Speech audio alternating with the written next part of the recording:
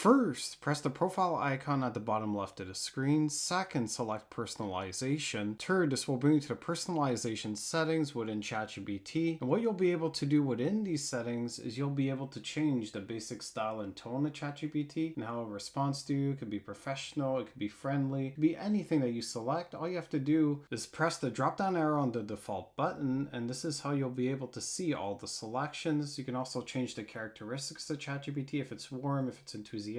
Also, if you would like for ChatGPT to have emojis when it responds to you, you could select that as well within the drop down. There's also custom instructions as well within ChatGPT that you could fill up. There's an about you section for a nickname, occupation, and more about you. There's also a memory that you can manage within ChatGPT, as it can remember everything. You can also reference saved memories and reference chat history, and you can turn it on and off by just pressing the blue toggle. And there's also recording mode, so it can reference all the history as it keeps transcripts.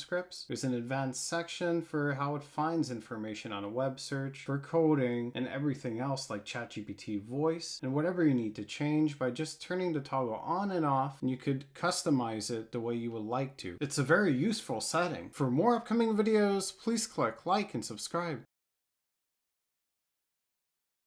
Thank you for watching.